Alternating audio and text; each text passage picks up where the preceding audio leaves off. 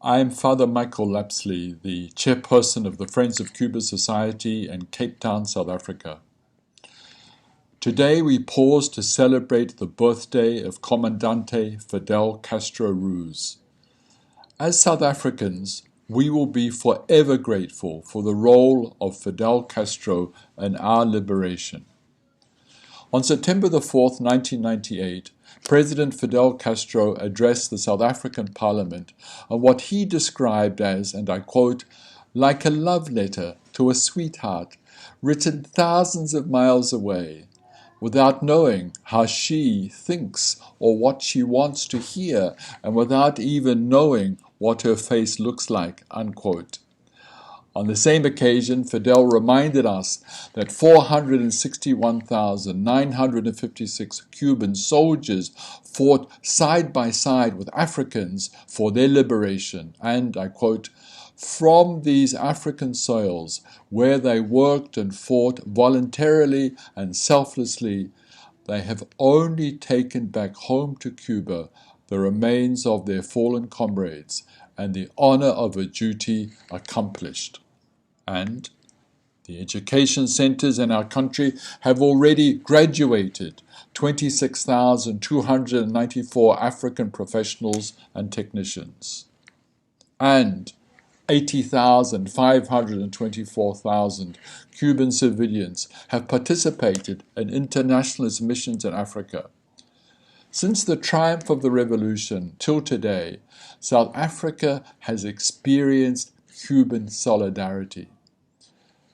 For the people of Southern Africa, the most important military victory was the Battle of Cuita-Cuanavale in Angola in 1988, in which Cuban forces were under the overall command of Fidel.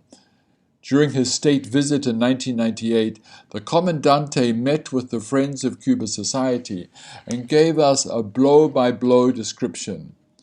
The defeat of the South African Defence Force at Cuita-Cuanavale was the turning point, leading to independence for Namibia, followed by democratic elections in South Africa in 1994. Thanks to an agreement between Nelson Mandela and Fidel Castro, every year there are more South Africans from disadvantaged backgrounds completing their medical studies in Cuba. When Fidel died in 2016, it was decreed that there would be nothing in Cuba named after him. There was no need, because already Fidel is us and we are Fidel. In the next life, I'm sure Fidel smiles as he sees the army of white coats traveling the world to help us all defeat COVID-19.